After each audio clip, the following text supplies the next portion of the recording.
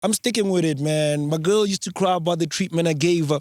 Cried every night about the way that I played her. Creep while she sleep instead of chasing the paper. Bebeza kopankets, it's a favor. Inswarele my stinking behavior. Fail to be around in the pains of labor. When it's all major, so can change my flavor. I know what I got, so I'm sticking around. Hey. Never will I roam. Far from home, we got a home. Kesa kabomu, kesa Arabic phone. Let's build a happy home, retoledi loan. Compose a love poem, baby, straight off the dome. Love with a passion, baby, making you moan. A lady in the streets while they're freaking the sheets. You make my life complete. You're the lyrics to a song with a never-ending beat.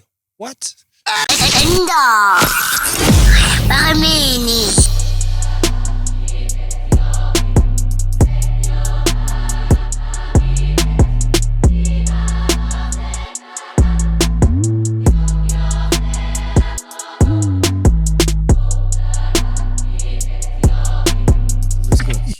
Hey, ladies and gentlemen, welcome to a special edition of Podcast and Chill.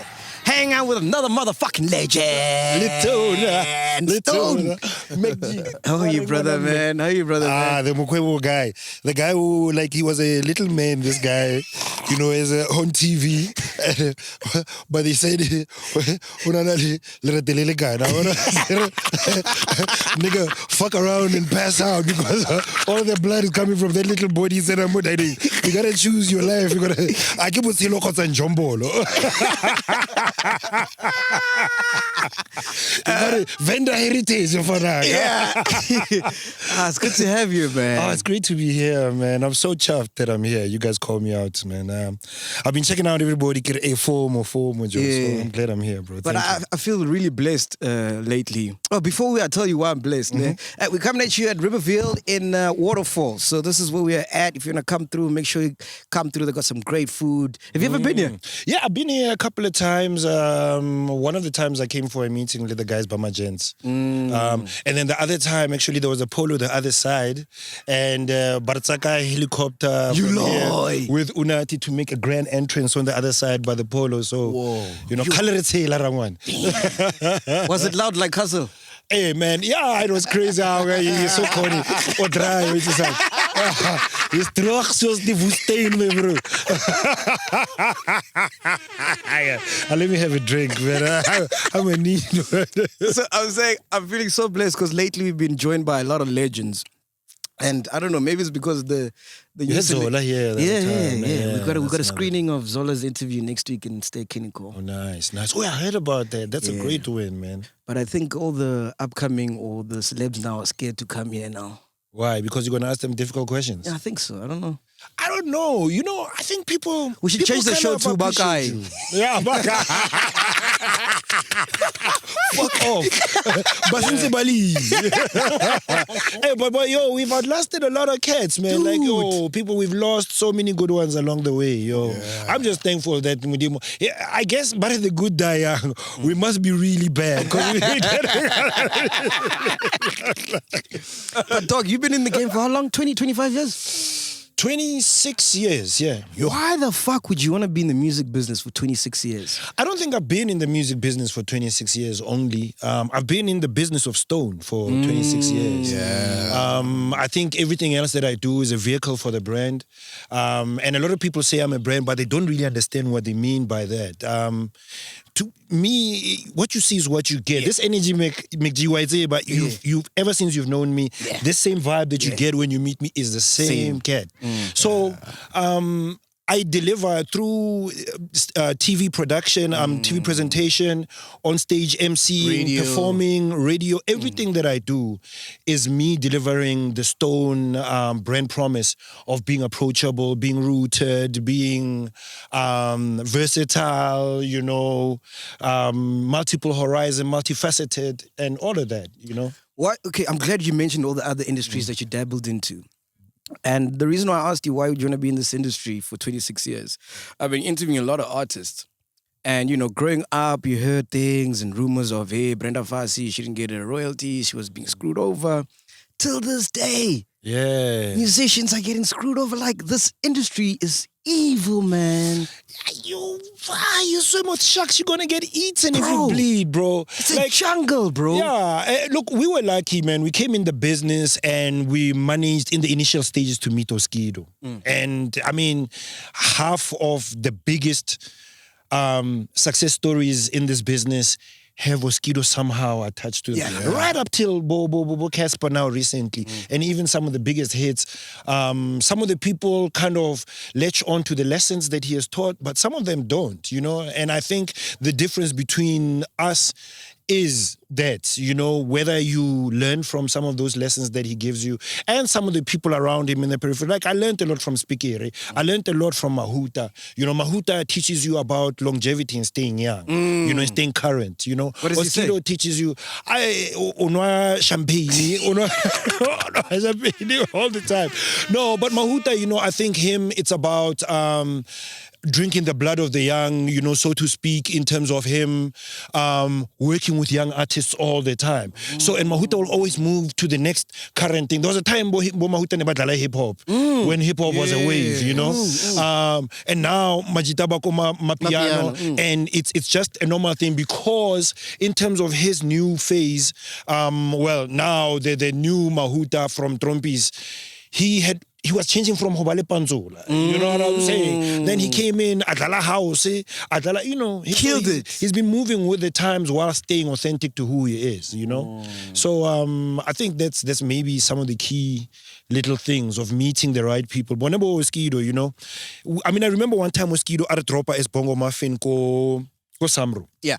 Libra Peter, who ended up retiring into a job Kokalawa as the head of publishing. And we take publishing very serious. You know, I was at a comedy show and then they were calling us former Kwaito stars. And I'm like, you got to put respect on my name because I'm still cashing checks from the 90s. You know? So, because, you know, we're still getting that publishing. Like when I look at my royalty statements, we're getting publishing from Chile, we're getting publishing from Guatemala, from crazy places because of the admin that was done, the dotting the I's and crossing the T's that was done, the due diligence, you know, because of Oskido. Today, I negotiate deals directly with brands, man. I've been working Lebo Milk Stout, I've been working Peroni, Chevrolet, General Motors for over many decades. And interfacing with them on the contract level myself because of the lessons that I learned from some of those little moments that Oskido put us through. Do you think had you not met Oskido and let's say maybe you went for a Get It Rough, you could be able to say I'd that be city? fucked. You'd be fucked, ne? Yeah. So you were lucky. You were one of the lucky ones. Yeah, we're very lucky. Ronabo Mafiki Zola. But Theo, I mean, Theo is a property mogul, you know. For real? Yeah, Theo, I mean, a lot of people don't know that about him. You know, Theo's got lots of properties. Yeah, that's the game is in. And a lot of people that have touched Oskido are in that property line, you know. True. Yo,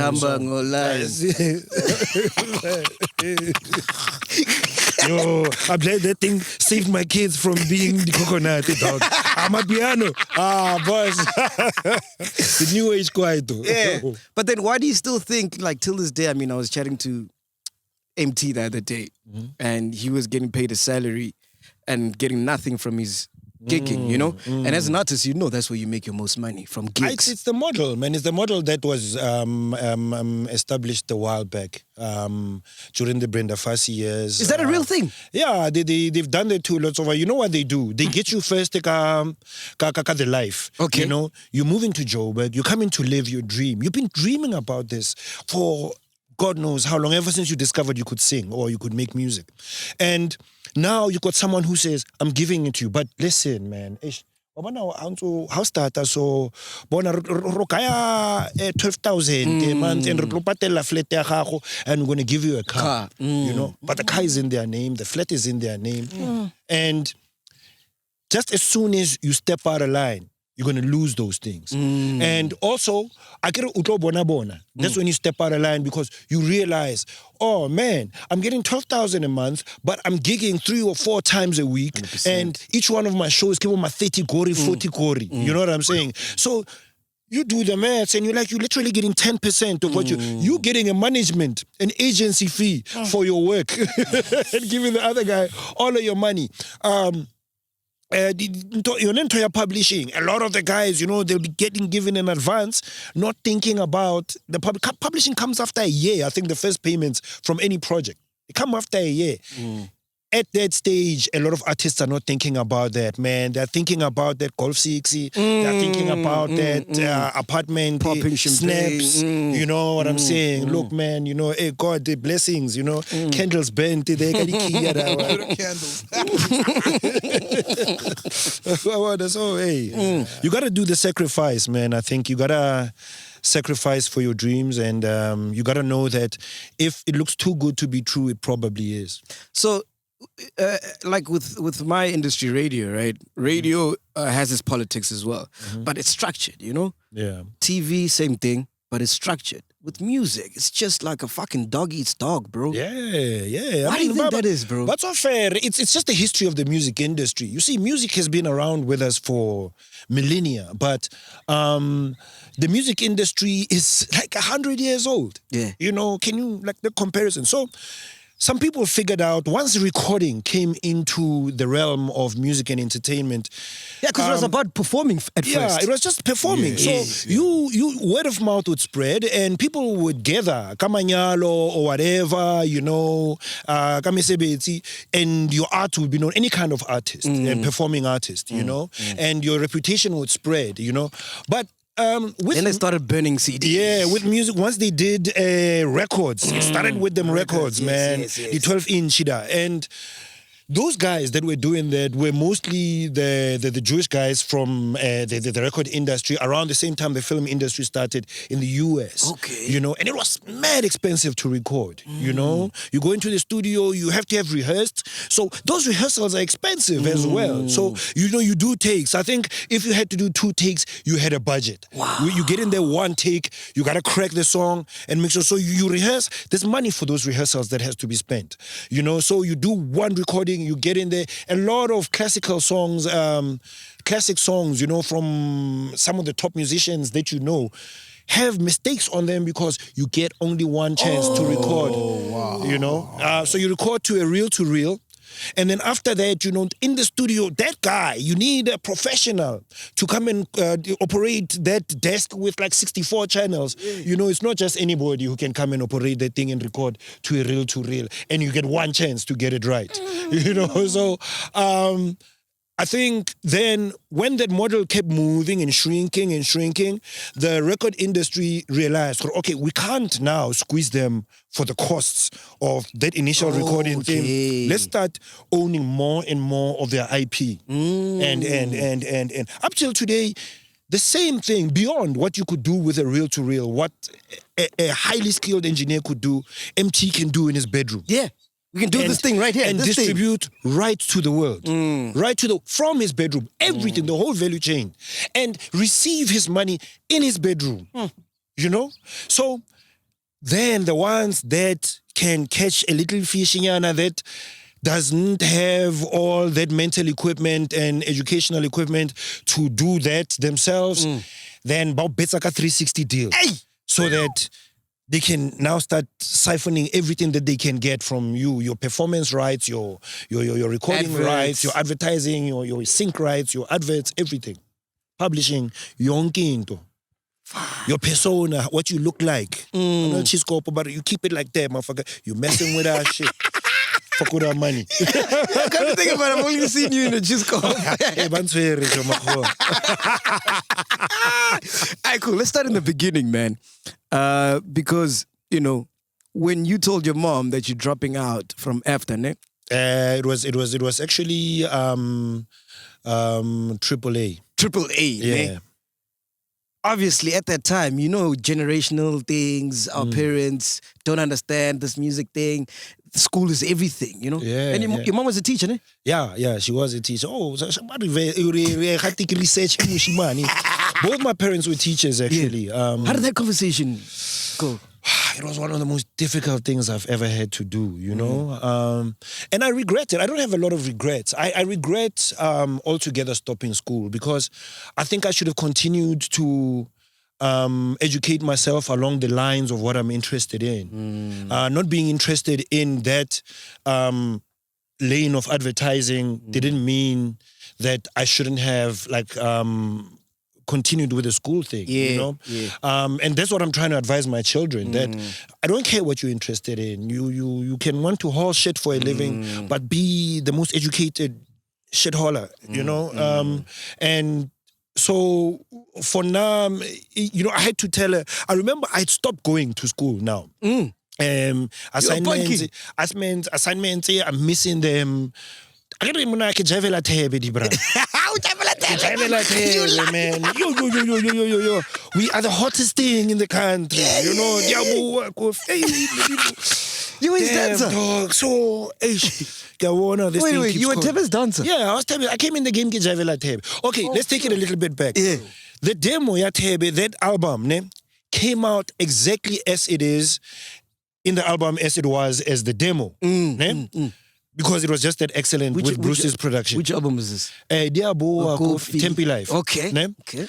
And the only difference was that Dibiri di Chippy. Because Oskido felt like the hooks were so strong, it could become two separate songs because they used to be one song. Okay. And then he was like, no, re-record these two tracks separately and use the two hooks as the main hooks on the thing.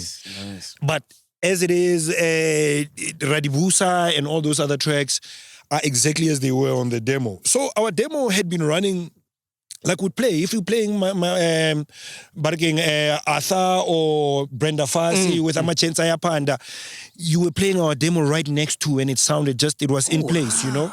And so these guys came to Josie a month before I came to Joburg. So Oskido comes to Waza 95 and he discovers these kids. A week later, he's back in Mafikeng coming to fetch Bruce and Tebe. You know, he comes and tells Dawn about us here, goes back. And Boom Shaka had just left, you know, so they were looking for something, the next big thing. You know, and grabs these kids. Now I came through with those boys, Bakrari crew, to Oskido's window. Abule... The window, crack the window there.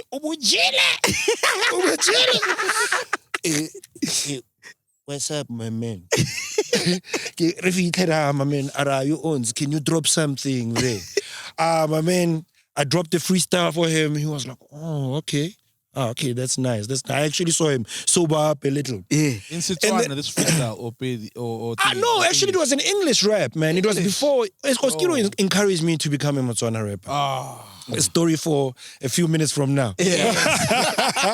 So anyway, that album was supposed to be, long story short, that album was supposed to be a group called Sample Masters, where Bruce was kind of the Louis Vega, you know, a cut creator. I was like the MC, kind of, you know, I had the hooks, I chant, you know, the MC thing, hyping the crowd, almost like a skinny fat man scoop. And then Tebe is the DJ. Because Tebe has a DJing background. Really what he was, the direction he was going was a DJ, more of a DJ than a singing artist. He was forced to the forefront with the singing. And then we discovered he's got a unique voice. Yes. And, you know, the rest is history. So, stuck in Muff Town at that time, a month behind him, I had a case. I caught a case. Kiloba drop about Tebeko Unibo because Oskido and Christos were coming to play, you know, the freshers ball. I asked my mom for her car, Hakina license. We go buy a case at the I'm supposed to go drop off the car and then come back. Kiloba join it's around this time, you know, it's dusk, it's like the lights come around, there's these two girls crossing the road. As they cross the road, they see the headlights swing around and they panic. So they run onto the road. As they run onto the road, I try and avoid them and go left, and then one turn back. She hit the windscreen and disappeared under the car. I got arrested that night. Shit, dog. And on charges, the potential charges of culpable, I thought it was going to be culpable homicide because I thought I'd killed her. Luckily, she came out with minor injuries. But because I had to deal with the case for all that time, and I was lying to my mother saying I'm coming to school, I knew we're coming to Oskido, man. So, you know, he did the album, he became a solo. I was supposed to do a solo album, a hip-hop album. We ended up conceptualizing Bongo Maffin and modeled a bit on the Boom Shaka thing, but saying an all-boys group. Yeah. And this is where we're at now. Before Bongo Maffin, how do you meet Oskido? I met him. It was a 95. He just I met him. It was a 95. Exactly, it wasn't because they had been coming. You know, I had seen him. Because they used to come to the bashes. There used to be this guy called Floyd. He used to run a mortuary in my figure. He was an undertaker, but he was a big promoter as well. So he would do bashes called it Lamorin Dam and also Aldrin Mokhotsi. You know, he used to do that as well. So, you know, they would do bashes and stuff, and we would come on because we were the hottest thing on the demo phase, on the demo level. You know, so they would always give us a platform as the local boys to kind of open up the show. You know. And so when do you realize, okay, shit, I gotta go to Joburg, man? I myself, one of my first partners was DJ Fistas. Oh, Fistas. Yeah. Mixwell. Yeah. Fistas Mixwell. So we were in boarding school together from the time we were around 13. Yeah. So we were making demos together. You know, I had a couple of crews, you know. I remember before that there was TCAM Squared Posse. And there was like, kind of an acronym, I think a name derived out of, can I be to answer this, I think? Give me an acronym. Yeah, acronym. Yeah, acronym. Yeah. From like our names, you know, like Kalawa is an acronym from the name Oskido. So Kalawa is Christos. It's Katsaikis, Laka, Mdlongwa. So they're Y at the end of Oskidos. And then Jasmine is the other guy's names. Jaros, Andrew, Zane, Mandla, and Andrew. Oh, I didn't know that. Eugene. And Eugene, yeah. Wow. Yeah. So man, it's just we came through, we kept sending demos. I knew this is what I wanted to do. Once I heard Michael Jackson, and then after that hearing LL Cool J, I knew it can be done. And how, why does he say he must now rap in Setswana? I think at that time hip hop was not, rap. Yeah, English rap was not that, and hip hop as a lifestyle and as a thing were not that popular. Okay. You know, as a commercial entity in the game. And at the end of the day, you had to sell records. You know? Yes. For a while I was banned from doing the 16s. You know, I had to always do eights. If you listen to our music from that period before the 2000s, it was always like an 8-bar hook, or an 8-bar little quick verse that was very, very hooky and very chorusy, you know. So when we were doing, I remember we went into the crates with Speaker because he had this briefcase, like dead tapes, you know, the digital audio tapes, you know, little dead tapes all over, man. And he whipped out this instrumental, my man, Summertime. Yeah. You know? Smith. Yeah, Jesse Jeff. No, speak here. Oh. No, speak here. Oh. I sing it and we're playing it, man. Because we just, you know, all the beats that he had done. Hey, and then this guy goes, Jaros, he goes, summertime. Hey, baby, Tina sings and I'm like, hey. What is this? And then I come with some like an English rap. I don't know. I forgot what it was. Oskido, and he had the dreads, you know, at the time. Hey, Motswako. Listen, my man. And it was actually before I was called Motswako, you know. Yeah. Stoan, my man, because he's the one I used to be called Stone Cold T, actually. Stone Cold T, Tabo, you know. Yeah, he came from there, you know. We used to watch a lot of wrestling, as you can imagine. And we believed that shit.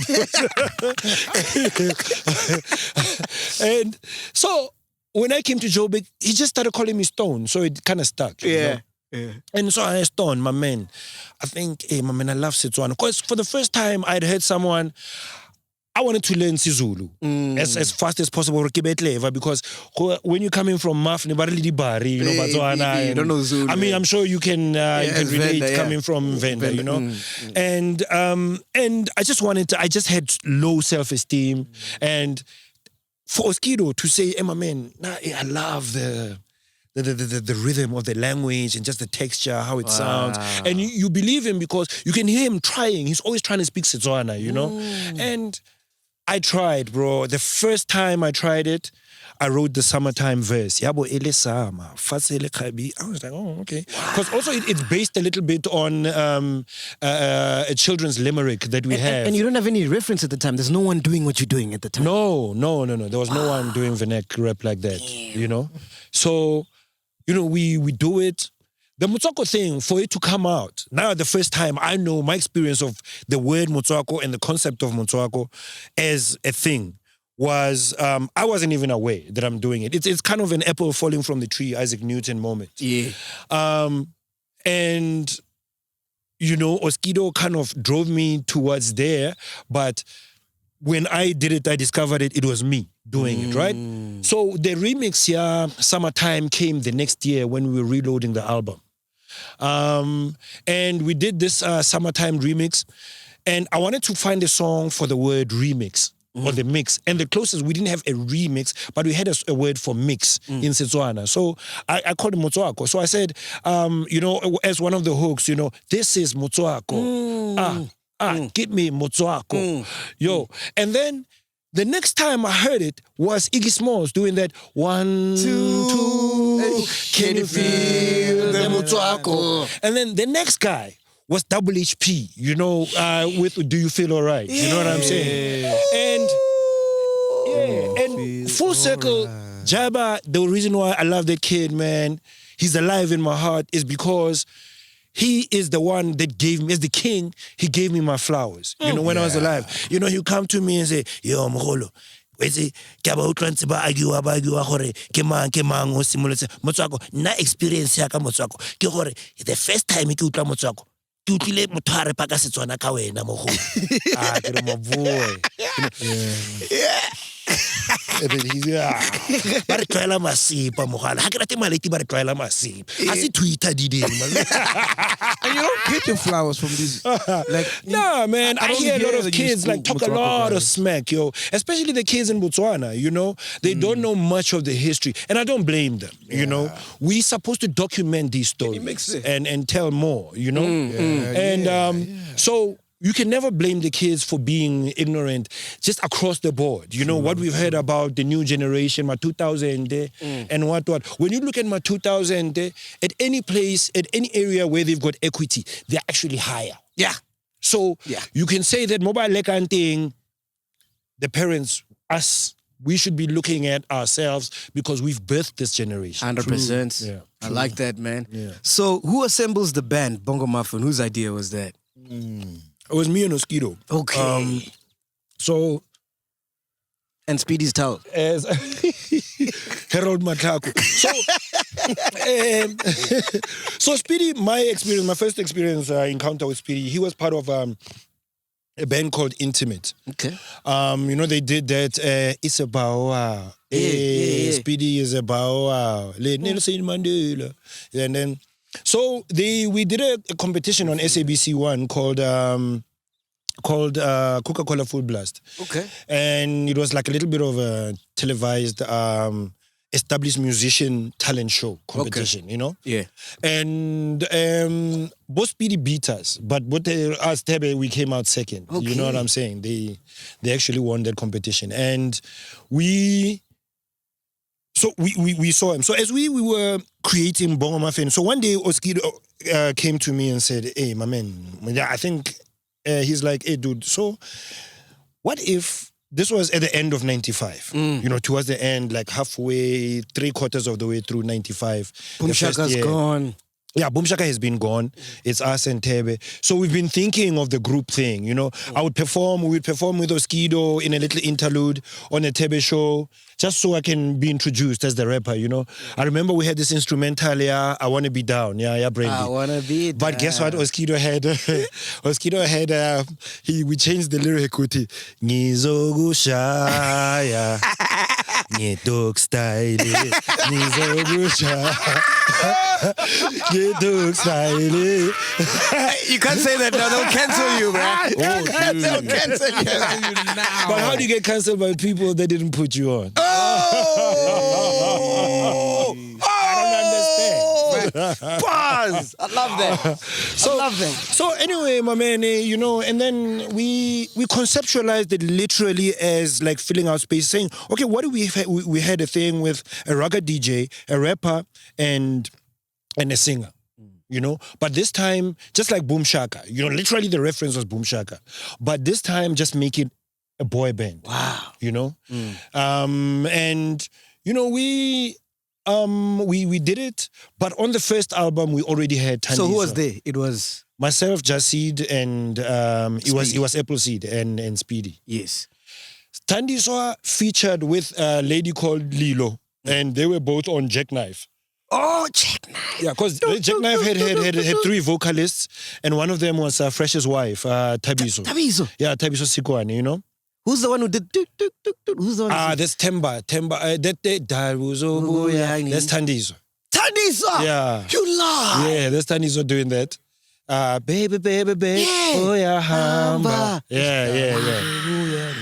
So she used to perform with a lady called Lilo, you know, Lilo Mkonazi, and they, you know, there was the trio of ladies, and we used them for like Bobo Traffic Corpo and what. They were featured on the BOP albums. So we were just featuring them on random projects. Yeah. So Thandiswa, they featured on Summertime, you know, on that Take Off Your Summer Clothes, Put On Your Summer Vibe, but she was singing with Lilo. Okay.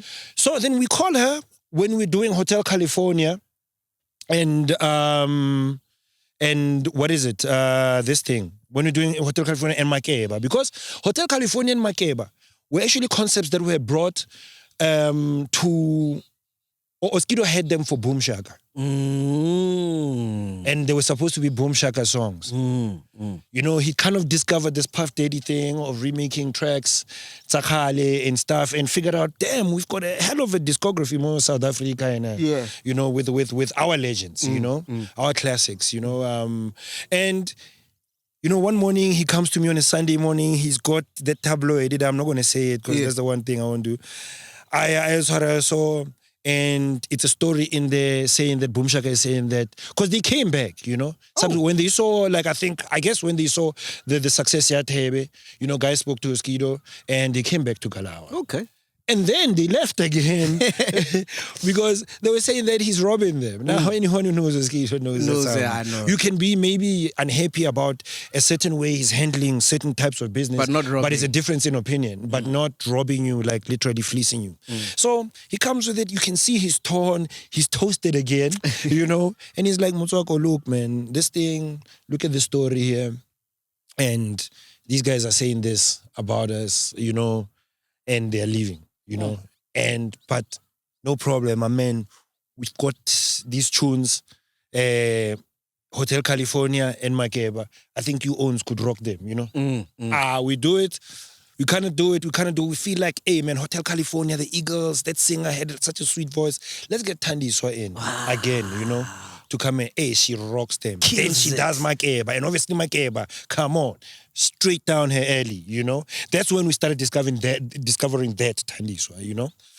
Because she was coming from singing Bojack Knife and stuff. She's amazing. Yeah, man. And so from then on, you know, we asked her after some time to become a part of the band. And she was of the same mindset. And we kept that moving. Would you say The Wenga Corner is your biggest song to date? Tatis Gubu. Tatis Gubu, yes. Let's start with Tatis Gubu. By a country mile. Before we get there, the Hotel California thing, what about, I know it's not a sample, but was there any legal thing as far as using the Eagles, No, bro, we've always done just by the book clearances. We signed to Sony ATV, so it's straight up. So they just clear it. I mean, No we've fees? had songs where they took 100% of the publishing, and told us to take it or leave it. Same thing with Nick by Holden, then. Summer Days. Yeah. So you learn very quickly to. What happened To with Nicole either- in Summer Days? You didn't make money from Summer Days. You before. lie. Pet Metheny. That's the group they did Summer Days. It's called, I forgot the name, but that's the group. Nicola didn't make money from Summer Days. So all these years, it works He better. didn't clear it. So they Financially, it works better for you to clear it before it sees the light of day. Yes. If it ever sees the light of day before you clear it, now you are giving. It's just you have no leg to stand on. Like the best thing that can ever happen to you is for a corporate to use your music without permission. Yeah. And there's no corporate without Tatis Gubu. Yeah, no. If you don't, Tatis Group, they've paid us, man. What about this? The last thing we did was a Castle ad, and they did their thing. Was it loud? Yeah, it was loud. But It was a scream. How does that song come about, man? That is Gupu. Oh man, that's the thing now that got me into Goboka. You know my verses, doing the Setswana You don't want ice. traditional Ice. poetry. Oh, we got. I won't give it to you because they're gonna have me for using my hands. Yeah. And Ronare strong. We No, ate Satsabi. utaga No, when we Satsabi. were kids. You know, we played in the dirt. No, sometimes when you got corona because you've already reached 46, dog. You are high risk. Bona jo wena ara shaba thashe banna le wena ba re ha ke se man. Nigga, you the high risk. Ngwana wa kwa shiyoko pepelo tlase. Nigga, what you talking about? You better watch yourself. Shit. I cheer with them grandeurs. Shit. Yeah, that is good. That is Gupu, bro. That is Gupu was the last song we recorded on that album. You know, there's always two sides to a story, but me, I'll tell you my side. It's the true side. Yeah. We got that beat from Don Laka. Okay. Don Laka did the beat. He gave it to me and I gave it to the guys, you know. We were driving my Red Conquest. And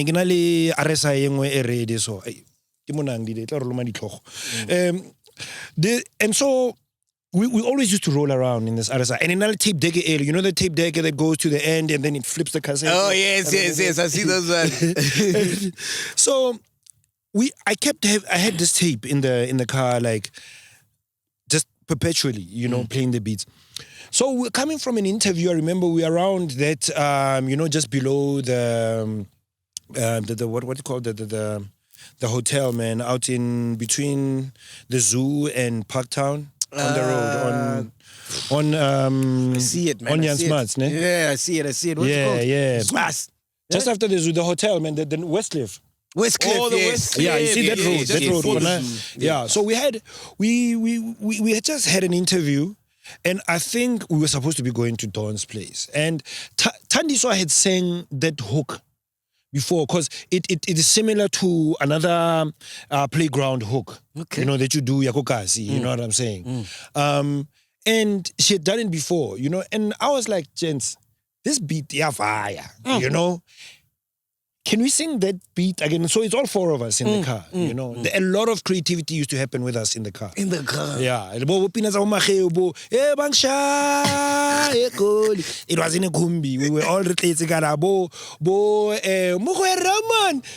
I'm telling you, all of that comes from the cars, you know. Yeah. And we played it. We sang that hook. On top of it, it set. I was like, let's go to Nigens. We were like, okay, let me not take the thing. But I was like, yeah, via diligence. We gotta go Kohoton. It was the last track that we recorded on that album. It became the best track. And it was literally our breakout track, man. It was like that album.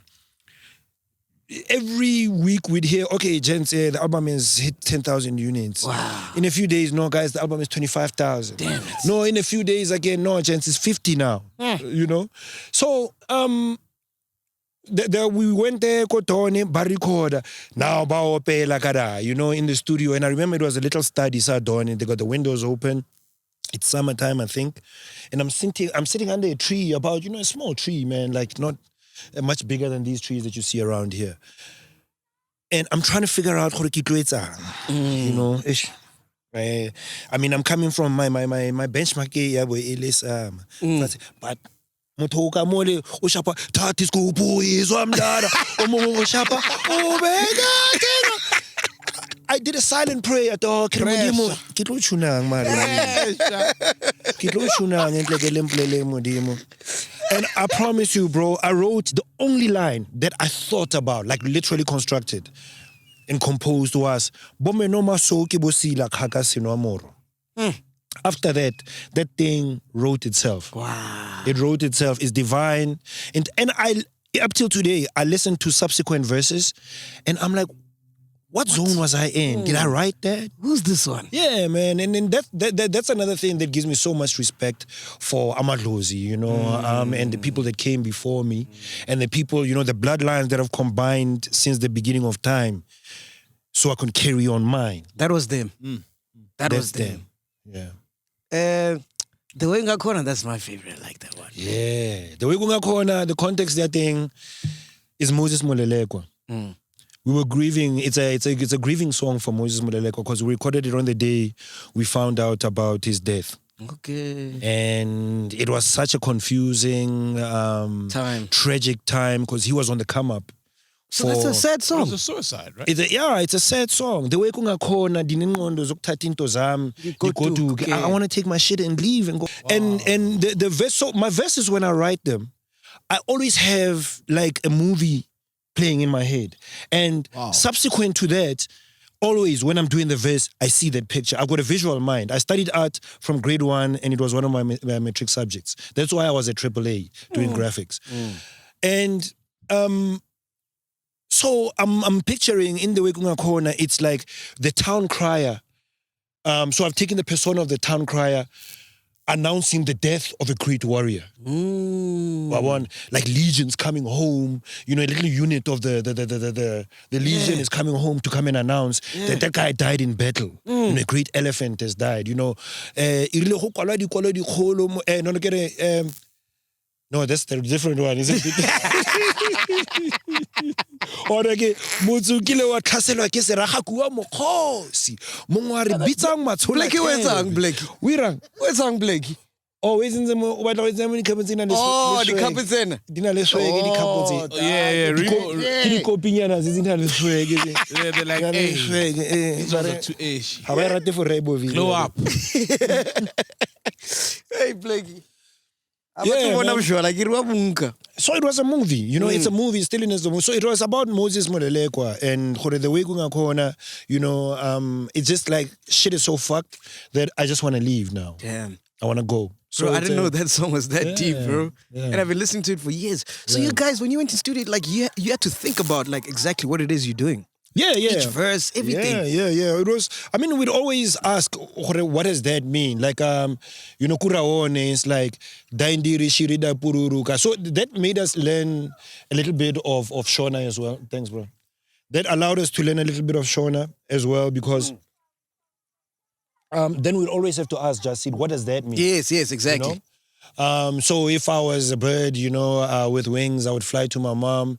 And if I was a horse with legs, I would run to my pups, And that's what the verse is about, And I mean, now I'm talking about like imagine if I was like the eagle or the vulture that flies high in the sky. Yeah.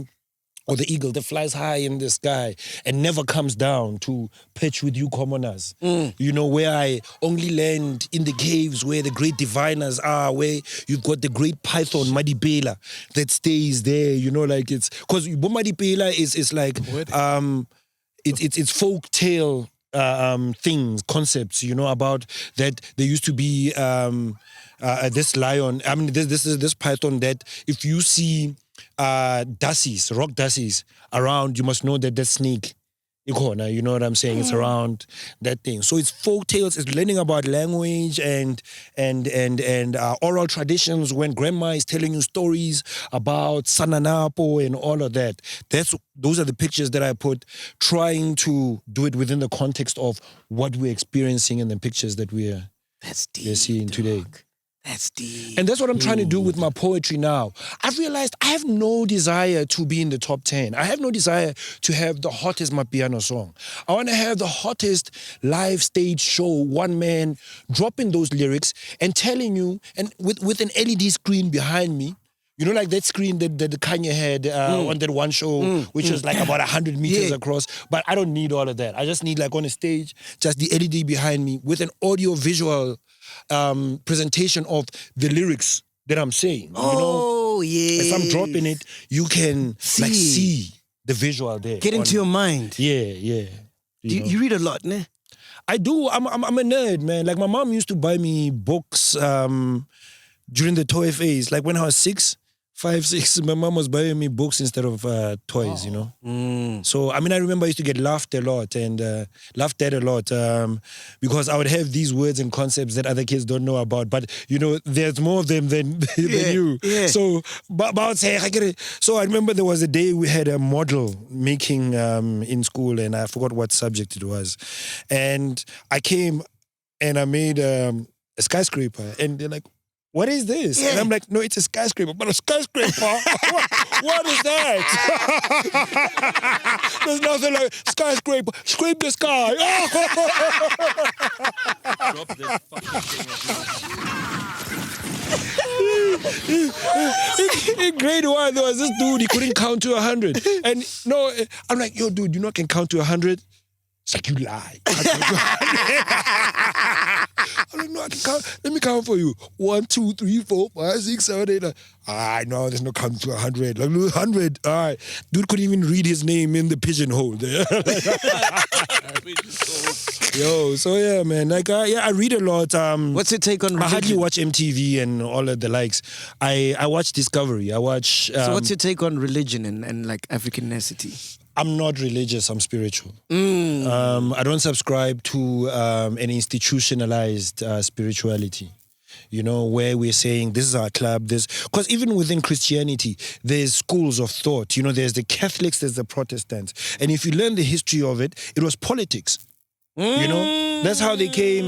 The Lutheran Church, Martin Luther, and the Anglicans, and all these guys. They came in because you had a power struggle every time within the church since the Catholic Church, and the Catholic Church came in through Constantine of the Byzantine Empire from Constantinople, which is now Istanbul in Turkey.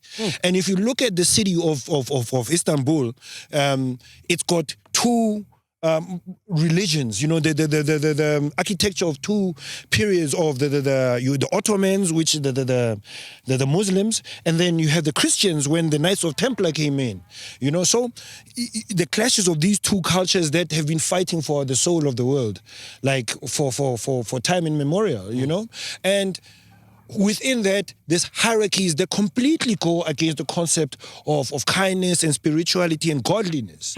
You know, so for now, I believe in God, Mudimu Omukhulu, which is the divine greatest power, the universe. I think it's synonymous. The universe and God are synonymous to me, and I think they deserve me kneeling on my knees and praying to them and taking the energy out there to them because it's science as well. And I believe in Badimu because they connect me to the beginning of time. I am a product. I'm the latest. Well, now my kids are, but there was a time I was the latest version of all those people that have combined and have procreated to become me. Wow. You know, so that connects me to God, and which is the beginning of the universe. So you subscribe to the rituals and, you know, all the stuff. Yeah, well, I think one should practice more. I don't necessarily practice as much. I don't. But my wife, on her side, she really does. Like the boys on her side of the family, they still do the initiation thing, going to the mountain, and as a result, I've seen. You see them having a clear threshold between boyhood and manhood. Yeah. Whereas on the other side, on my family, I've got 35-year-olds who still want to be rappers. You know, and on the other side, I've got 25-year-olds with trucks and TLBs and excavators. MacG. So you can see, I mean, when you do that initiation thing on the side, Yabo, my wife, at the Xhosa culture, you literally, they strip you. They burn your clothes, they burn everything. You come with new bedding, you come with new naked, clothes. bro. Naked. Yeah, I went to the mountains. Manhood. Boy. I went there, boy came out of man. Yeah, circumventing.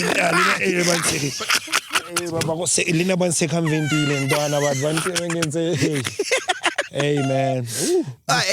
But I appreciate it, man. Like, I went in there, boy came out of man, dog. Yeah. You know? That's crazy. All right, cool. So between 2005 2018, what happened to Bongo Maffin? 2005 and 2018. So yeah, we spent like a good you had a good 14 years not releasing. Yeah. And then I think Bongo Maffin, Joe, just in general, Joe, you know, we all grew. Like it started with Speedy. But you know, he kind of like fell off the rails much quicker than us. But we all grew into different directions because we're such strong characters. It can be a gift and a curse, you know. And boss, and you're growing as well. Yeah, and so we're growing into different directions, you know. And then now I've always been like on that commercial in terms of, not commercial in terms of my art, but in terms of my interfacing the business. You know, I work with a lot of brands, corporate brands. And then Jasidi went into his baseline and the Raga Nights were an institution for a very long time. Still does, man. You know, and Sandy Swam, you know, had a flourishing solo career. So, as a musician, as a recording artist, you know. And Is Thandiso not the most gifted female vocalist we've ever had, bro? Hey, man, I think she's awesome, Joe. Man, She's voice. awesome. I think she's birthed the whole generation of artists that saw, you know, like, because when you stand on the shoulders of a giant, you see further than the giant, you know. I understand why you fell in love with her. And so, yeah, man. It made sense. Yeah, no. I'm a sapiosexual, man. I like the brain a lot more. It's great for, like, Kirata. First is the mind, then the kadunk, and then it's you know. When you guys were making love, would you sing Bongo Maffin songs? No, they were just muffin. They were muffin, yeah.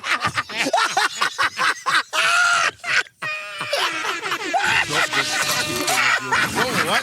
It was not a mafiki zone. Muffin yesterday and tomorrow.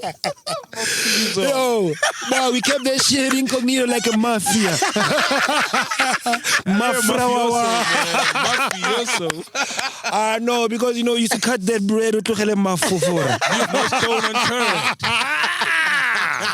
Yes. You see, when I was What's that born, song? What's when I that was Doggy born, my Style grandmama song? came and poka are dumela moro wa mareta le moroko wa mona o thata o tlatsa mpobokete. Hey, Sol, what's that Doggy Style song you told us? Yeah, Fuck off. How does that come about, man? Like, obviously, you guys spend a lot of time together. You're traveling, you know. Obviously, you know, it makes sense. She knows your lifestyle. When you say you're gigging, she's with you. It was the mind thing, you know. It was the mind thing. We connected on a lot. I think I'm a nerd, you know. So the subjects that we're exploring, you know what I'm saying. So Speedy and the other guy were dumb. Can you change the subject? I was trying to actually just go with you, but I see. They're digging the hole and I keep getting inside it, right? and we're both inside this hole. He's like, so? Yeah. So I'm pulling. So now he's called the Ganda now. Dude, fuck off, bro. Change the subject. The way we got corner. Here's what he did. Yeah. It was good time. So we have a beautiful. Hey, my daughter actually is turning. Okay, obviously this will be after the people will see this after tomorrow. But tomorrow, No, it's going out tomorrow. is it going out tomorrow? Yeah. You lie. Yeah, tomorrow's Thursday, yeah. Really? Yeah. It's my daughter's 21st birthday tomorrow. Oh, wow. Happy 21st, Malaika. Let's call her. That's Let's my call daughter's her. name. Let's call her. Are you kidding me? Malaika wa Let's call money. it. It's my daughter's Hey, name. should can we you call give her? me a cable there? Let's call her, man. That's Let's my call daughter's her. name. How are you gonna call her? Yeah, let's call her live, Oh, man. damn. I don't know if she got her thing, but she's on a data. At the front, give me the bag. I'll just Let me check. Let me send her a message and ask her Oh, man, that's amazing. Yeah, send her a message. Yeah. or shouldn't we have it on the speaker maybe? Yeah, Let you me can put it on see. the speaker, yeah? Let me see if Oh, that's amazing. 21, dog. yeah, my man, she's out in Cape Town in film school. And, you know, but I have to, give Tani so a lot of the credit. You know, mothers, you know, and, you know, if I didn't have such a strong mother for her, I sometimes don't know where we would have ended up. So, I mean, I big her up big time. You know? That's fine. Well, she's going to probably watch this, so tell her how much you love her, man. Yeah, mate. It's amazing. Oh, she's man. preparing for her birthday, so I'm sure she's hectic, you know. She's hectic, so she came back down and... Who's she more like, you or Tandis?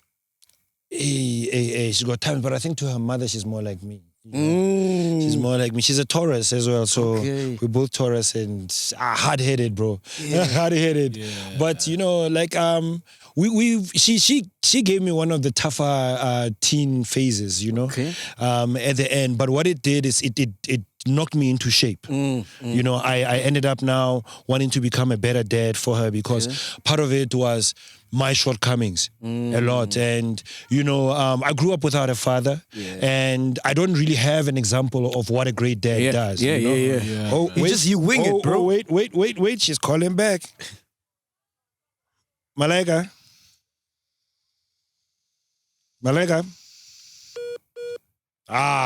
Bona network ya mo Raiboville. Oh, phone ka WhatsApp. Ufuna ka WhatsApp call because she's got a data SIM card in her. Oh. Malaika, Hi, Daddy. how are you? Good, thanks. How are you? I'm good. We are on MacG's podcast. And Okay. yeah, and I've got you on speaker because I told them that it's your birthday tomorrow and apparently the app is going out tomorrow. And yeah, everybody wants to wish you a happy birthday. Happy birthday. Happy birthday, That's MacG. How are you, love? How are you, love? I'm good. I'm Wabona. good. How are you? I'm good. Wabona, you're old enough now. Yeah, this is good. You're old enough for what now? Man, this guy. Can't take him anyway. Which one is this one? No, we just wanted to say happy birthday, man. And you got a wonderful dad. Thank you. I know I do. What do you want to say to him while he's on the line, yeah? Oh, she says she can't hear. Can you hear? Yes, I can. Mm-hmm. So go ahead. What I want to say to Daddy, Yeah, boy. love him very much, and he's my dad, and I couldn't ask for another Superman. Oh, man, that's so I love you, sweet. Nana, and big up. You know, you've come of age, and just at the right time, you've matured into a wonderful, wonderful young woman. And I look forward to my old age because I know that I got some strong lionesses in my corner. You have a whole army. Oh, love you, Nana. Love you. You have an army. I love you, Daddy. Oh, man. Man. Yo, I got a son, but I heard when you got a daughter, it slaps different, bro. Yeah, bro. I mean, nah, I think Bariniki Rotakizuzimato. Because I just have daughters. I got 3 daughters, and my last daughter is, I've got 4 daughters actually. My last daughter is my late sister-in-law's daughter, and she's my baby now. She's been with me since she was a year and a half. She's 12 now, and she's like one of the most, like, she's just interesting characters, and just all of them, you know, so unique.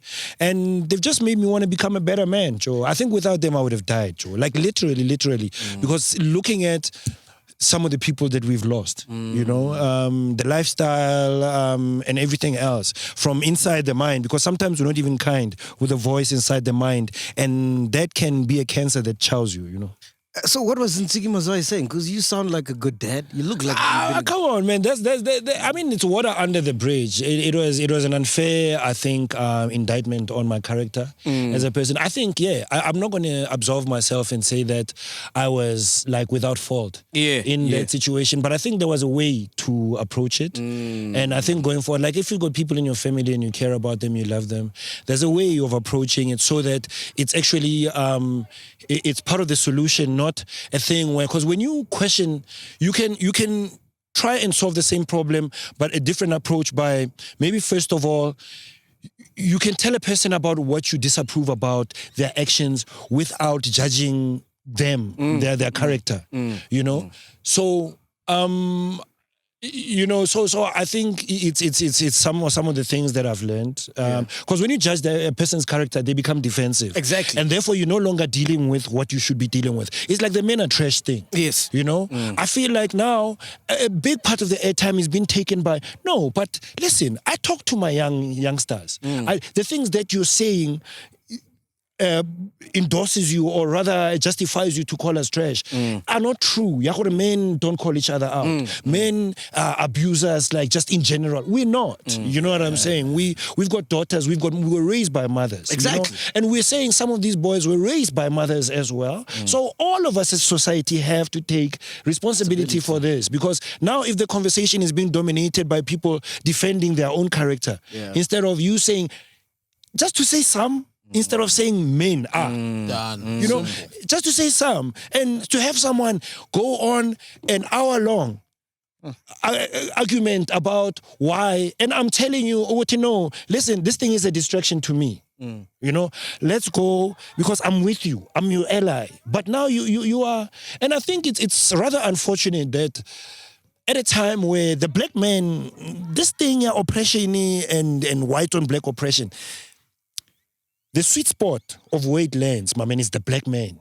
For centuries, it's been the black man. Now, at a time where we should be coming into our own as black people in the world, we're influencing culture, we're influencing 100%. So much, we're being attacked by the one most powerful energy in our lives, which is the black woman. Yeah. And it's so there's a time when we have to come together and say, fuck yeah, there's a pandemic out there of men killing women. But is the solution to paint also everybody? Because what's happening is that, let me just maybe finish this thought. The thing is, what you're doing inadvertently is that you're hiding the rapists among us. And these are a minority. You're hiding them amongst us by us not. Why don't we say mang mang with our soil? So every time you know who you're speaking about, every time a girl comes on the line, she knows exactly who she's talking about. But Stoan, it's not about us. See, right now, what's happening? Listen, right now, what's happening? I understand that it's not about us, but I'm saying, Jorge, that is the intellectual argument. But the knee-jerk reaction to a normal person is this thing that the sentiment that I'm giving you. And I'm saying to you, you will express this sentiment that you're about to express to me about Jorge. Yes, it's not about us. There's a pandemic. So we should understand that if you are not that trash, you should understand they're not talking to you. No, not that. I'm saying right now it's not about us. As women, men, children, white, black, we've got a pandemic, and these and women have been oppressed for so long. So we cannot dictate how they must tell us that we are trash. If it means that they must say we are all trash to get our attention, to bring light to the situation that they're facing, then so be it. So after that, after we've dealt with the situation... I don't think, first of all, the people with the loudest voices represent the majority of women. One. Okay. Ne? Okay. Knowing where the majority of women, the demographic, where they live, where they come from, the kind of life that they're living, and whether they're on social networks or consuming media every day. One. Ne? And second of all, I think I can say, because the solution includes me. And I'm saying to you, Jorge, the way you're approaching this is a distraction. I understand you venting, but your venting doesn't necessarily mean that it is a solution to the problem. And right now, I'm about the solution. So what do you say about a list? You're saying like they must come out and say, okay, this one is doing this one. There was a list that came out a few years back saying this one did this one did this one did this. Some of those people still have jobs. Yeah. Nothing happened. Yeah, well, you know what? At the end of the day, I think it's a difficult situation to deal with, but the one recourse everyone has, and which is an equal platform, is the legal system. Okay. Yeah. So, yes, a victim, whenever they feel ready to come out, even if it's after 10 years, should be allowed to do. The statute of limitations should be open. You know what I'm saying? But at the same time, it will serve you better to go there as soon as possible, to get the swabs, to get everything that needs to be done, so that there is an accumulation of evidence that there's a bigger chance of a conviction. Yeah. You know? Yeah. So this, I'm just saying, Jorge, so the list, let's come back to the list. It then starts to serve, because of this unbending sentiment that is prevailing out there. It then becomes where anyone can use that list as well as anything. And if one person is falsely accused, it taints the whole vat, the whole well. Yeah. You know? Yeah. Because then the abusers can come back and say and point to that one case. Yeah. You know, But where that's a someone minority. is taking. That's a It minority. is a minority, but just like it is a minority of men who are going around and murdering women. You know, but the problem is huge enough for all of us to deal with. So if you are taking resources away, and what is there out there legally to deter the women that are doing that? You know what I'm saying? Because out there's consequences in terms of the law to deter them, and as far as we can take it, you know? In terms of, if you've raped and you get convicted, you're going to jail. And actually, batlo gas spice nyana go jail because batlo oja. Exactly. You know what I'm saying? So, I'm just saying, Jorge, I feel, Jorge, it does not, the person that needs to be talked to, the real person who's contributing to the current numbers that we're seeing in South Africa, the message all this he shapa a wall you're trash. He's living his day. He's abusing and sodomizing every day without Any ever consequence. that thing imo affect. But whereas if I was part of your army, remo isolated as a society, because that's what jail does. Jail as a system has isolated. It has slowly, because this thing of murderers and what, it is a genetic character, it's a genetic trait, a type within our society. Murderers are a type of person in our society. And what we've done over the years using the jailing system is to weed that genetic line out of our system, because some of them go to jail and they can't procreate. They create more of themselves in our society. So over time, what you've seen is we've moved from the dark ages where people were killing each other willy-nilly, the medieval ages, and we've moved to a more age of Aquarius where we are more about the mind now. Now we're moving more in a thing where we're becoming more open, we're becoming aware of a plural communities and LGBTQI and everything else, because we are evolving as our ideas, the memes are spreading. The ideas, it starts with one person, because the third mind concept is that I can combine how I'm thinking. I can combine how I'm thinking with how you're thinking, and we can create a third, better entity through the highest levels of our thoughts. And I believe, why do you take me out of the solution and you're still saying I'm the solution? Who do you know in this life since Unamukana who has ever been shamed into a better version of themselves? Who? Come on, man. We need to do better, all of us, in this society. Not like a thing where people fold their hands, you all are trash. Do better. Are you gonna? Come on, bruh. Yeah. It's a project. It's a project for all of us together to put our hands together. Hectic, man. All right, cool. Before, I want to play a game with you called Story Time. You and the wife, you good? You happy? All is well? We're good, man. We're good. You know, we've got tests, we got valleys and hills, but, you know, I'm sticking with it, man. My girl used to cry about the treatment I gave her, cried every night about the way that I played her, creep while she sleep instead of chasing the paper, baby as a kopankets, it's a favor, insuarele my stinking behavior, fail to be around in the pains of labor, when it's or major, so can change my flavor, I know what I got, so I'm sticking around, never will I roam, far from home, we got a home, kesa kabomu, kesa Arabic phone, let's build a happy home, retoledi loan, compose a love poem, baby, straight off the dome, love with a passion, baby, making you moan, a lady in the streets while they're freaking the sheets, you make my life complete, you're the lyrics to a song with a never-ending beat. What? The Godfather. Hey, Reese, is that you, my dog? Wow, dog. My man, this is a song called Song for Love that I did, I think, back in 2004. Yeah. Wow. It's about 17 years old, that verse. Damn, still slaps, dog. Respect, homie. Thought Respect. you wrote that yesterday. All right, cool. We're going to play a game called Story Time, ne? I'm going to give you some celebrity names, and if you got a story, hit me with it, all right? Okay. Let's go. Michael Jackson. Michael Jackson. Yeah. Michael Jackson was the reason why I became an entertainer, and on Madiba's 81st birthday, Zinzi Mandela asked us to come and have lunch with Madiba, only to find that Michael was coming through as well.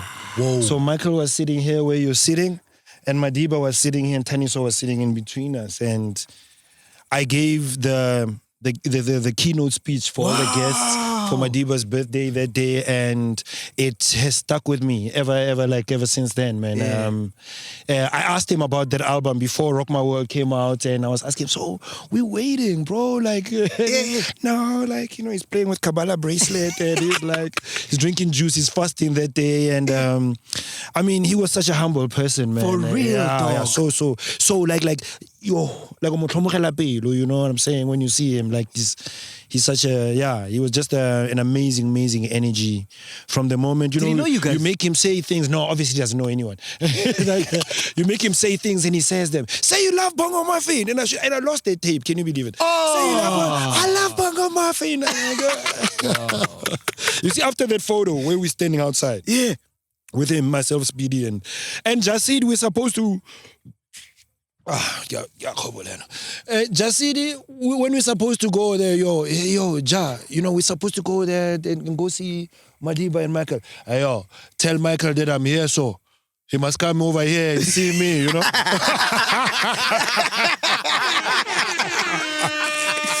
And how was Madiba, man?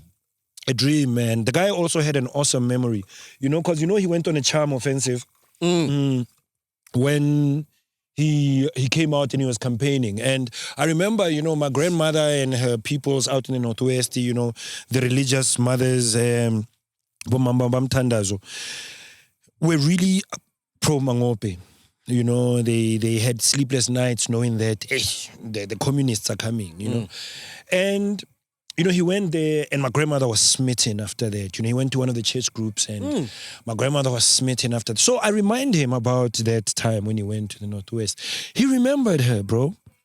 And what I realized then after that, seeing his interviews, that he would remember people, you know. He remembered people and he was so like personable. Like I remember him, he's eating his butternut, asking Michael Jackson about buying Sun City. Like, Michael, I hear that you are on the last stages of buying Sun City.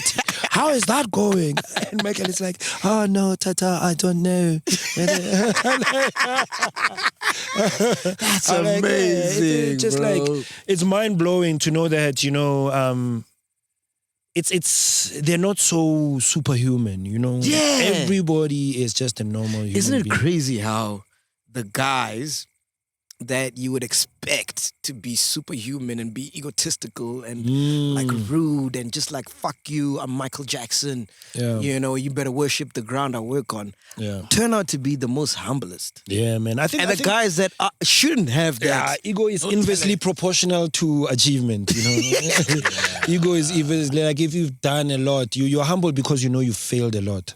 So you know your failure has humbled you, and you know you know what time it is. And a lot of people that ain't done shit, like they get amazed by their victories. Kante, a person who's done great things, he's actually haunted by his victories because as soon as he's approaching the finish line, he has to set a new finish line because you never arrive. Yep. Yeah. You never arrive. You know, it's a gift and a curse, and that's where it's at. He's so They'll add up the score on your deathbed, you know, and you're like, yeah, I lived. The movie that you see, man. Dog. Yeah. But Jay-Z, I mean, those guys are... I actually had an opportunity on the same ticket a little while later to go and meet Jay-Z. And Jay-Z for now is my rap idol. You know, I don't see a lot of people as a groupie like I see Jay-Z, you know. But I refuse to go because sometimes your idols can disappoint you. Exactly. You know? They can disappoint you. Exactly, They can dog. really disappoint you. He's got some island there, chowing young girls, you know. Bro, like I remember, you know, like even like from a distance, when I saw 50 Cent perform, and it was a terrible performance. He was screaming on the mic. He was like, what the hell is this? The Black Eyed Peas, I saw them perform that Orlando Stadium, and they didn't have like the auto-tune processors, some staging, so they were playing a backtrack, and then lead auto-tune in, and they're singing on top, and then hey, 2 nights a night, they had it via Orlando. I mean, it's just not on. It's just not the on. Yeah. Yeah. That's so true, man. Your idols will disappoint you, bro. Yeah. So that's Mike, Madiba, and Michael. Yeah. Yeah. All right, cool. Let's go to Lebo Matosa.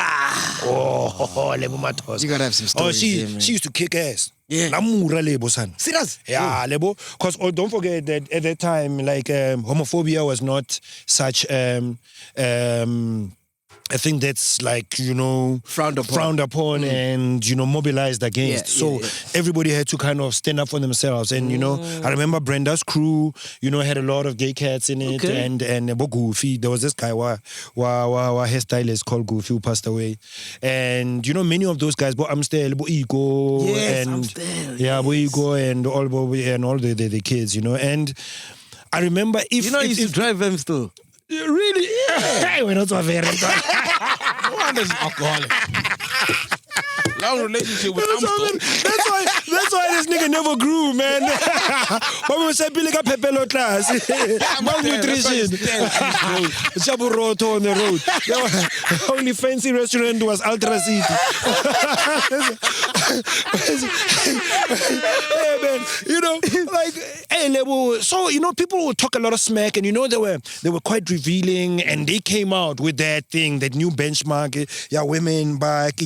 We saw that from Patra. And then all of a sudden Lebo had that going on, highly sexualized. So a lot of people would step up to her wrong in the clubs and Oh yeah, thinking they can get away with it. You those boom shaka boots, the platform one again. Oh yeah. From nowhere, we're all vibing in the club, Homonati, and then next thing, Lebo Shapa flying kick across the fucking VIP. Some nigga, you know what I'm saying? Hey, she used to kick ass, man. Like, but she was such a beautiful, baby. Baby, like lady from Davidton. And she was just a wonderful, wonderful spirit. Not to be fucked with, but seriously. Quite you see, that was the new age Brenda Fassie. A lot like Brenda. And actually they clashed a little bit, loved each other, but clashed a little bit like Brenda, Not in a bad way, but I think in a rival way, because when Brenda did her comeback, it was also around the heyday of Boom Shaka, when she had Baraking. Vulinlela, you know what I'm saying? Yes. So, Were drugs a big thing during that time? Yeah, man, I think so. The 90s, late 90s, early 2000s. It was ridiculous. I think coming out of actually the generation before. Yeah. And also, it was a dope system thing. So, it was Caliber, the generation before, they were plying them with those to keep their attention away from their books. You know. Yeah, of course. I mean, if somebody develops a little bit of a habit, then you start hitting them with it to a point where, like, it's a monster now. You feed me, see more. So do you think Brenda was a product of that? Because she got a road deal with her deals. They got a, I mean, we all know it's public knowledge that she really suffered with it and struggled with it. And the stories abound about times where she lost assets because of, like, literally got a car and drove it to the place so that she could just keep getting her consignment. So it just messed up a lot of the legacy. And I think as the subsequent to that, Bongani's story also is public about how he's had to struggle to resecure part of that legacy. Yeah. Talented guy. Have you ever worked with him? Very, very talented. I love that kid as well, man. Like, I think he's really worked hard to try and at least stay afloat. I hope, at some point he'll find himself and get... And also, we don't have enough mentors that can teach you that you don't need the goddamn top 10. And especially in this new normal, the new age, we need to flip the pyramid and get from a place where we used to try and get 1,000 people to pay you $100 to getting 100 people to pay you $1,000 and up the experience. Up the experience. So imagine Bongani Alida, a composer pina for an audience that is going to exclusively get that song that night. I'm paying for that. You know what I'm saying? I'm paying for that. He maybe plants some of his friends in there into the audience so that maybe Abit's about to randomly one or two is artists about kind of almost prepped. You know, like how Wild and Out works out. Well, there's a bit of the freestyle impromptu thing, but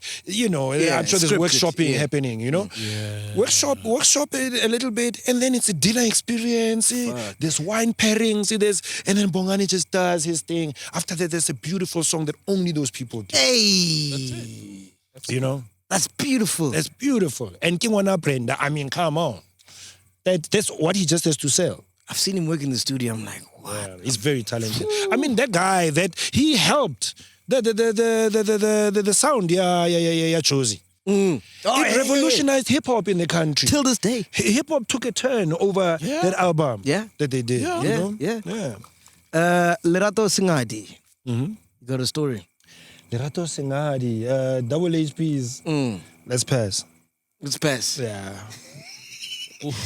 What we It gets personal, man. It's Jabba and stuff, and it's I'd rather not speak about it. It's heavy for me. It's heavy. It's heavy. It's deep. So you guys don't even speak at all? No, I don't speak to her. I'm alright with not. If for life, it's fine. All right. I think she feels the same way, so we're even. Kulichana. Oh, my boy.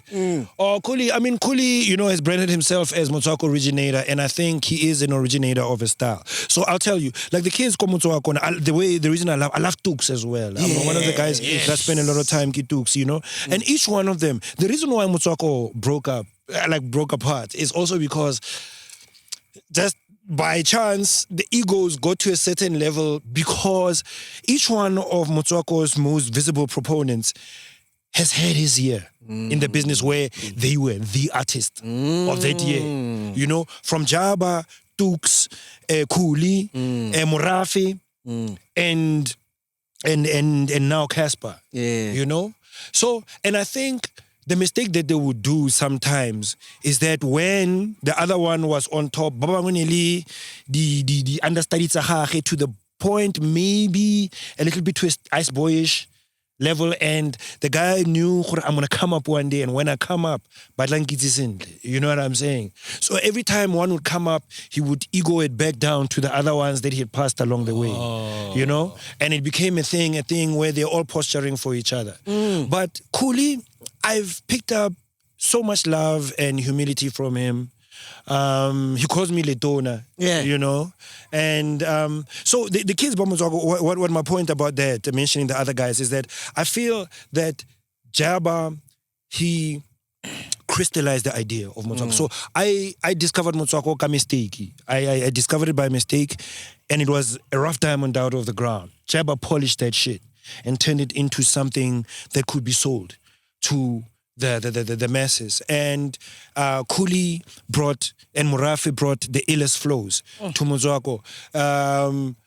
What's his name? Tux brought the illest punchlines and the double entendres to Motswako. Yes. The rhyme skill, the MC skill. And then Momulimi is the best storyteller. Yes. He paints the best picture, And I'm the roots of this tree. He's farming now, man. He's farming now, dog. Yeah, so I think all of those guys, You're man, the roots of this tree. I'm the roots of this tree, man. The family tree. So that's your top 3 in that order of Motswako. Your 4 favorite. And Casper has brought the business. Dude, I was about to say, The real For business, me, like international levels. Yeah. for me, I think Casper is probably the only rapper you can't fault him for anything. Because business, check.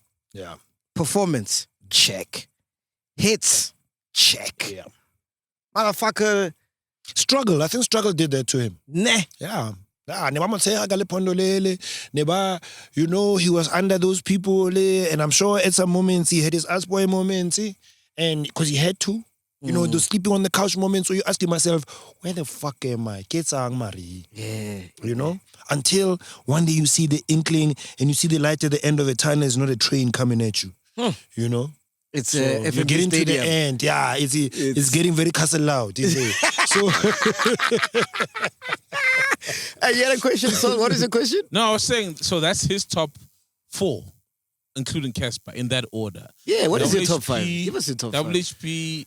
You mentioned yeah, it. I didn't. It's not necessarily in any order, because also music is a mission, not a competition, man. So I don't believe in like rating it for that reason. That thing serves the commercial industry better. That's true. And serves the establishment better, because it's a carrot in front of everyone. That's why they changed the numbers for platinum and what. So you can still have that thing on your wall. So you can still have a carrot in front of you, because otherwise it would be unreachable and you wouldn't have the incentive to let go of your money and have a gold plaque on your wall. Wow. Fuck, get a gold plaque in your account. He did say he's not about the top 10 line. Not a gold account. I don't know. Personal banking. Although I ain't got that, I mean, but the school fees, lifestyles of the broken famous. Shit, man. New school cats. Who you vibing with, man?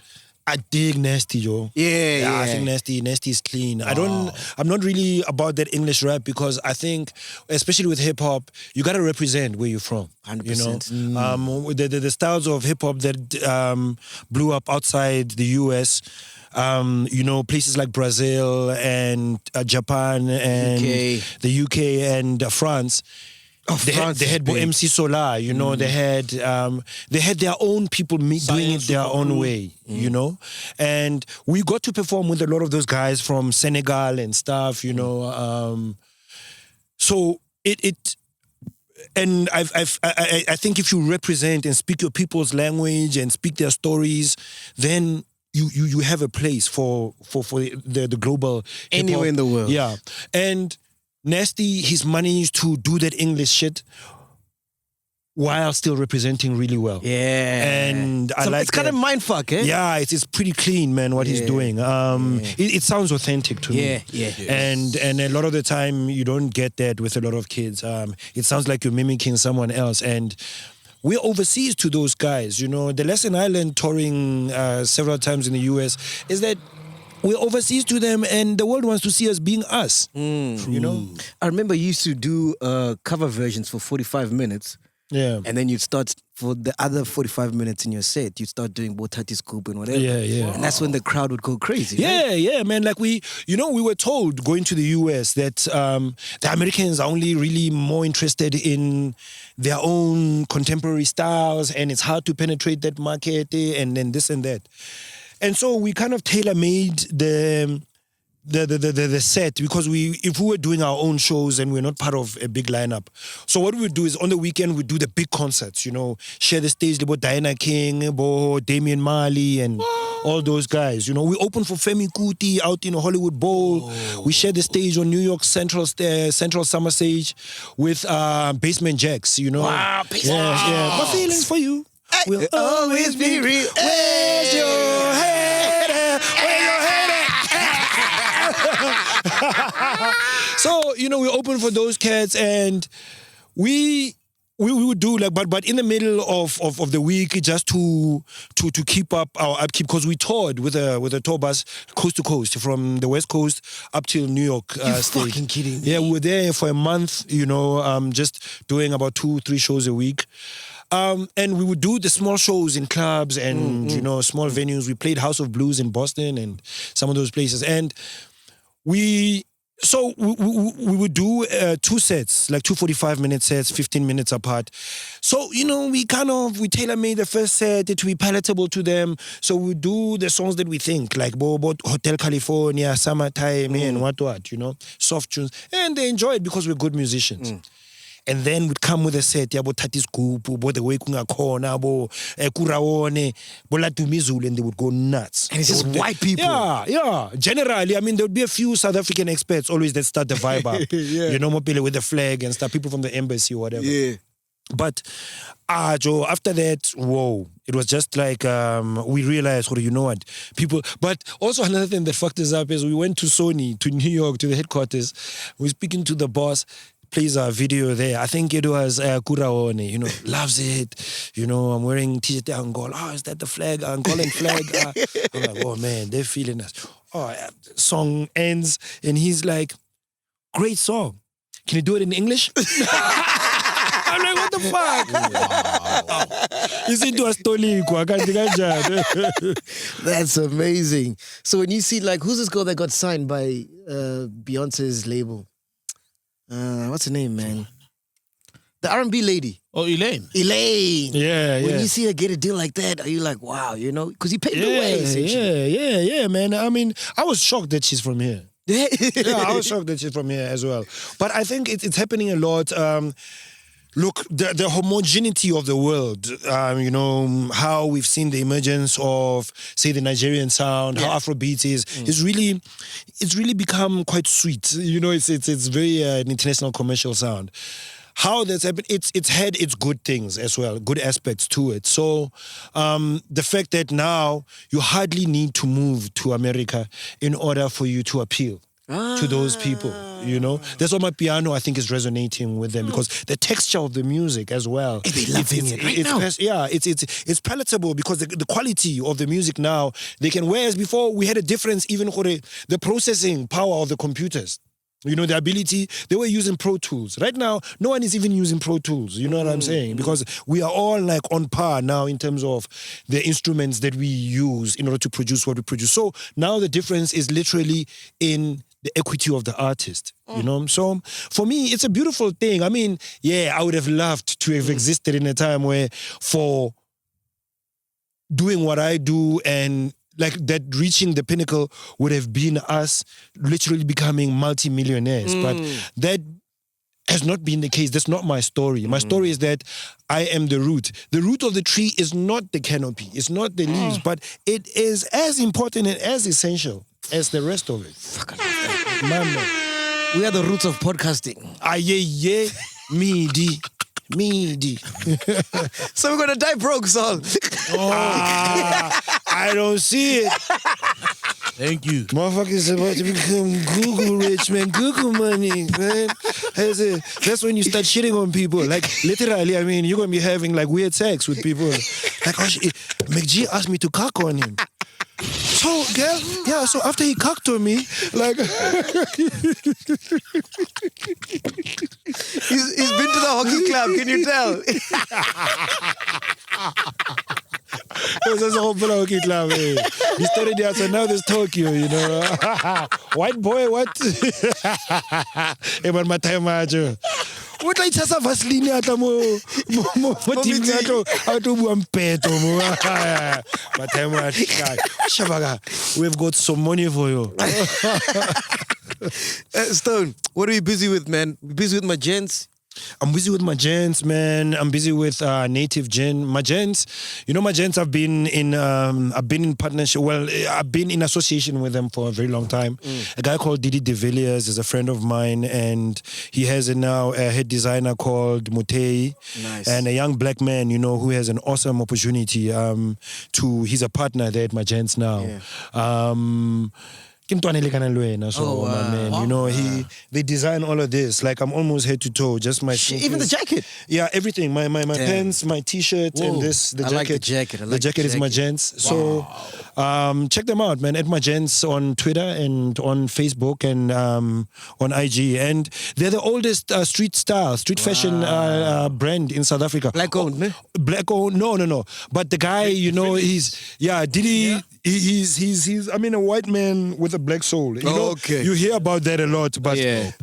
We've got one of those at Super TV's. Name is Travis. Man. Yeah. So he's an awesome guy. He was so deep, Mandoza. I mean, when Mandoza passed away, he came out with a T-shirt, Mandoza, to help the family, to beneficiate. It's just that, you know, I don't know how that went, but you know, he was very close to Mandoza as well. He was close. I met him through TKZ, in fact. Oh shit. Yeah, to the guys by TKZ, and we've been friends for over 20 years now. That's dope. And he's done amazing things. He left the country at some point. They used to have Magenzi. They used to stock it in the LVMH store. Is it? And then he decided, that's not part of my brand ethos.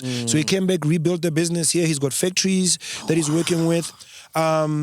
You know, there used to be a point when their stores, you know, were owned by the unions, but I think I'm not sure with after COVID if they're still with the company that the partners that they were with, but they're still online, they're still doing their thing. And then Native Gin, last year during the lockdown, around this time last year, I took out this long thing on this long thread on Twitter, speaking about how I'm going to put music to the back burner. Okay. I'm still passionate about music, but... I remember that. I remember that, yes. And people took it like I'm not quitting music, but I was just reprioritizing, you know? And out of my reprioritizations, I scooped 2 TV shows and met with one guy from Native Gin called Ashley Muemisi. And we met... I told him I don't want to do this ambassador, surface level, face of the gym. I want ownership, and therefore I don't want you to give me, and I want to learn. So I want to earn my ownership, So we're developing a signature bottle. Nice. Called Pula. Wow. And we as well, we've been doing work, getting in. We were taking the road less traveled because it's a premium gin without us writing premium on the bottle. We want every experience attached to the gin. For it, 15 botanicals infused in there. Which distillery are you using? We're using Incendo Distillery out in Machalis. I'm not Machalis. In Hartis, and they make Machalis gin. So I've got a plug for you. Yeah? I've got a plug for you. Yeah? Where are you getting your bottles from? We'll talk about that. Okay. We'll talk about, but we're getting our bottles. Actually, there was a time the bottles were stuck in Cape Town. So yeah, I started off from Cape Town. It's so much money, man. Yeah. But I got a plug for you. You'll solve it. Here in Gauteng. Yeah. Oh my man. Okay. Yeah. Okay. We must rap about it. How many shares? Yeah.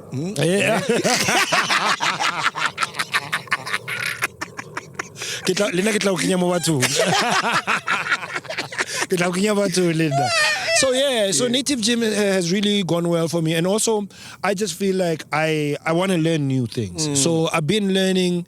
This guy has he comes from a restauranting background, so his touch is so delicate and clean, and I want to learn how to do that.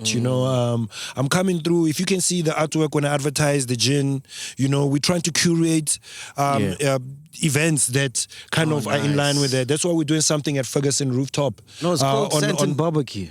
I mean, a rooftop barbecue. We were there last week. Yeah, at rooftop barbecue. They were so happy. They've never seen it that packed, eh? Yeah, nice. When the people were laughing there, Nelwen. Neli batho ba hao ba go Ferguson. Hey, did you hear us? Nako o re ga dice ster, o no renga no re. Sa ke re ga motho. Ba mo etse. Wa re rena re se mo dipalong. Who would you marry, kill or fuck? I can say it. My wife is going to see this. No, it's a man. Let's go. Okay, we're doing an amazing thing in Rooftop Barbecue, man. I'm bringing the poems and doing it's going to be like a jump because we're doing that, and we're doing an art exhibition at the same time. Nice. With a guy called Mondley Art. Nice. This guy, he paints. He does his paintings are literally money because he paints on money and stuff. Like if he's got someone with notes in the fist, it's actually notes coming out of the fist. Wow. Yeah. So that's dope, man. So we're doing that. We're doing an artwork on the day that we might auction off. I don't know what we're gonna do. Shit, when is this, bro? This on Tuesday. This coming Tuesday? Yeah, this coming Tuesday. Well, doing a bit of a gin pairing. We've opened it up for free. We were gonna do like a ticket for $400, but we've opened it up for free because we got a little blesser, benefactor, white boy.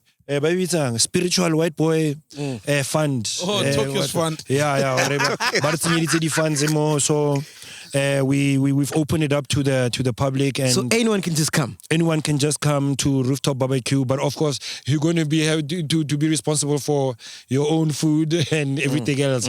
But I can promise the people, I'll give them a gift, a mask similar to this, or we've got about 6 or 7 different colorways.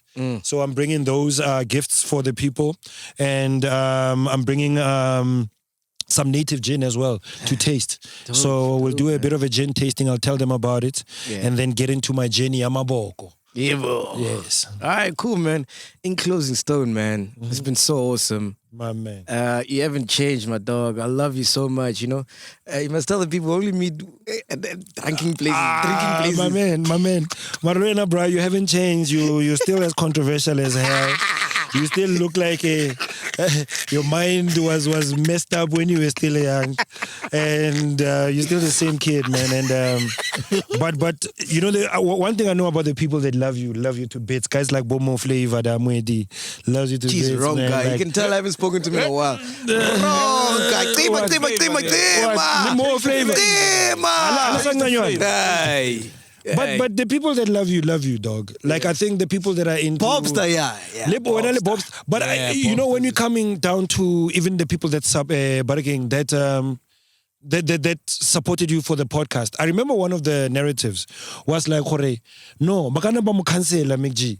Re tlo subscribe. I like in the link. So I think you being authentic, man, is something that is a fresh wind in the industry, and we need more of it because some of these things, start the conversation, the debate. 100%, man. Yeah. In closing, what do you want to be remembered as, man? Let me give that a thought, man. I want to be remembered as someone who was authentic, approachable, rooted, and consistent, and just a versatile cat who was not afraid to try anything and fail because. I set the bar too high to succeed, all the time. Shoot for the moon because if you miss, you might just land amongst the stars. That's Les Brown, my man, right there. Oh. Yeah. Have you ever been told you look like Mos Def? Yeah, I get that. Ish. That's usually during the thirsty moments when the people are trying to hit me with I say if it's not Mos Def, it's now I think because of the beard. And then it used to be Damon Wayans. Damon Wayans. Yeah, Damon Wayans from the Maya. So when we and thought, Goofy. So when we thought Mos Def was in Cape Town, it wasn't you, ne?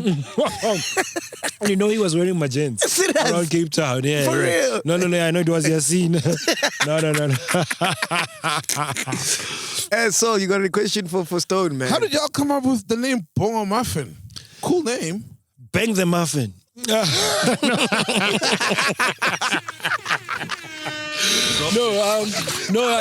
were always trying to come out with a name that kind of could easily be picked up as an African band, And for us, in the drum set, the bongo drum kind of comes up more than the congas, and the congas are more like, I think, Caribbean or something like that. Yes. And so like the bongo drum is the one that kind of is rooted in Africa, besides the talking drums and stuff. So you couldn't say talking drum muffin. So and then muffin comes from the word ragamuffin because all of us were influenced by the one common thread out of all of us, Taniswa is ragamuffin to the soul. Speedy is ragamuffin to the R&B. I'm ragamuffin to the hip hop. Jasid is ragamuffin to the dancehall, So that's the common thread, the dancehall culture within it. Okay. So that symbolized that part of the influence. Why do you think there's not so many groups nowadays? Like everybody's just doing their own thing, man. I think it doesn't, music today doesn't really lend itself to the dynamic. It's so individualistic, it's so opinionated that it would be difficult to, to not be a generic like Migos. Nah, I get to monkey man. None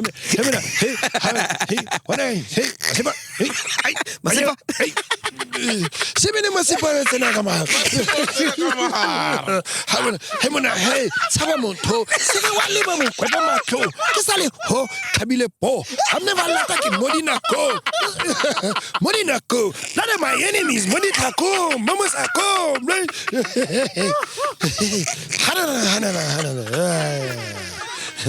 So it becomes difficult when you're doing that, and because I think a group has to give people kind of different parts of the painting. Yeah, and also they've learned. They say, "Yo, Malaika broke up. Yeah. Boom Shaka broke up. Yeah. The Beatles broke up. Freshly crowned. The Fugees broke up. Hi, Bongo Maffin. Freshly crowned. I ain't going there. I'm easy. Yeah. Yeah. No, I don't know. I don't know if it's that, but I just don't think it's. The environment doesn't really allow it, Yeah. I think. It's a different time. Yeah, Like you say. it works better with, and what you used to get from the group, you get it from most solo artists have features and collaboration. Yeah. With Bongo Maffin, we found it hard in this last project to do features, study vocalist, because we have all the elements that you would need a feature. So today you're actually featuring someone to bring their brand and their audience. So it no longer needs the groups. You can do a group on a song. Like, I mean, DJ Khaled, Drake, and Weezy at some point were a group because you could hear 3 songs with the same 3 artists and they were all on different albums. Yeah. You know, and all hits. and all on the same top 10. Yeah. Metro FM, and that's another thing that people don't understand. You know, the cloudy thing, 90%. I wish you had managed it better because you know That what you thing don't is understand with the powerful, bro. publishing is that if it's SABC, particularly SABC is being propped up ka tjhelete ya rona ya tax.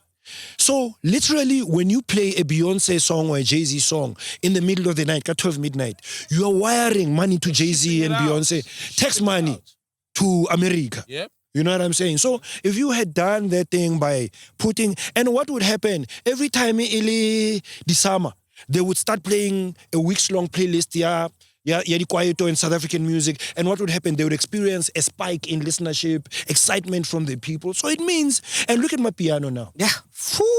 Everybody is on the hip-hop kids, suburban kids, they're on the wave. You know? Mapiano kopanya ngwana ko Sandton le ngwana ko Matatiele. You know? Now you have to do gin to survive. Ara! Ay, ki munate, boss. Ki legacy. Yeah, but hey, survival, man. Survival of the fittest, bro. Yeah, man. I'm not, you're not gonna catch me. Lifestyles of the broken famous. You will never. You can hear that I struggle to pay something tomorrow, but dog, I'm not gonna be buried in a box, yo. Shit. I'll do it because I want to. Yeah. I'll do it because I want to be biodegradable. I don't want to be embalmed and all that shit. Yeah. I want to rot and get back and feed the plants and, you know, I don't want to get burnt though. Fuck that. Yeah. You know? What if you have voga much?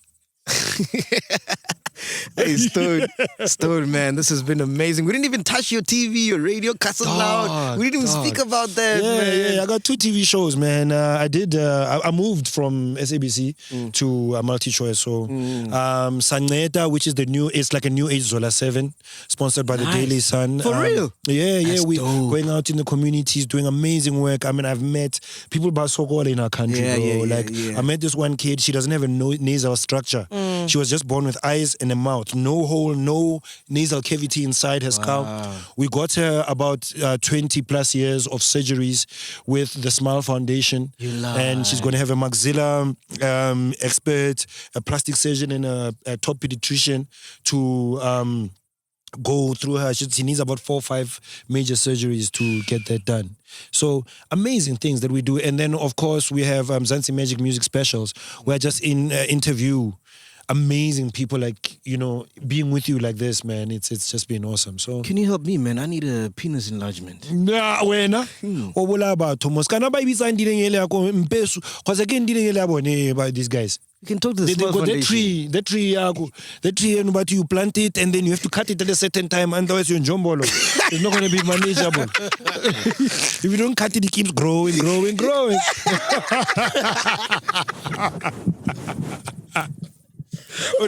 But hey, MacG, what's up?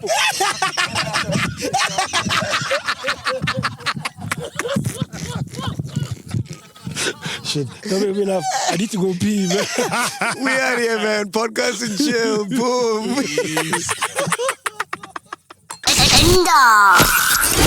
Barmin.